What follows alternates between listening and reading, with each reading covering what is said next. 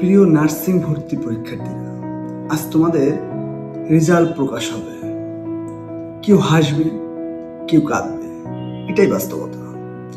কিন্তু আজ একটা কথা পরিষ্কার করে বলছি, একটি রেজাল্ট তোমার জীবন না, একটি পরীক্ষা তোমার ভবিষ্যৎ নির্ধারণ করে না।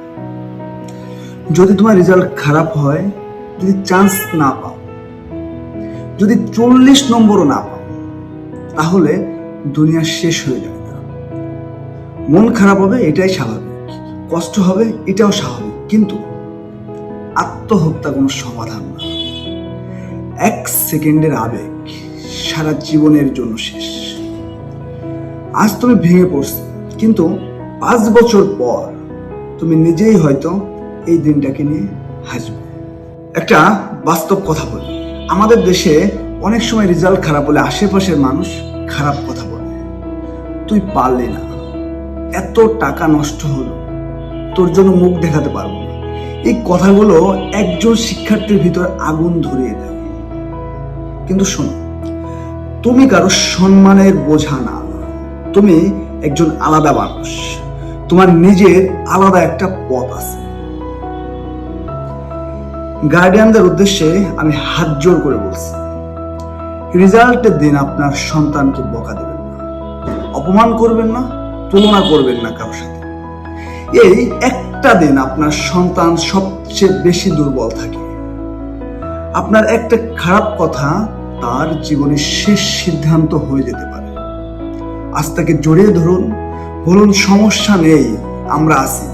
বিশ্বাস করুন, এই একটা কথায় ওর জীবন বাঁচতে পারে।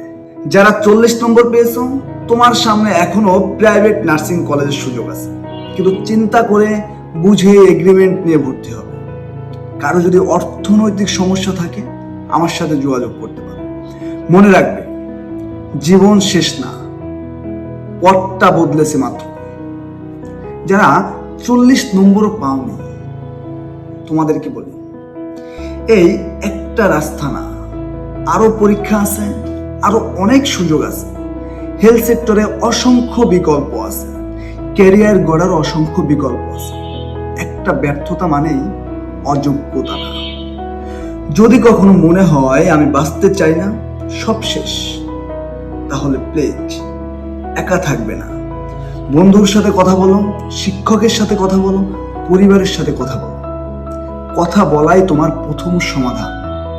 প্লিজ, তাও চুপ করে বসে থেকো না। আমি নিজেও নিম্ন মধ্যবিত্ত পরিবার থেকে বড় হয়েছি, ব্যর্থতা দেখেছি, অপমান শুনেছি, এখনো শুনছি, কিন্তু দাঁড়িয়ে থেকেছি, কারণ জীবন এক পরীক্ষার চেয়ে অনেক বড়। রেজাল্ট খারাপ হতে পারে, জীবন খারাপ না। একটা পরীক্ষা ফেল করা মানে তুমি ফেল না।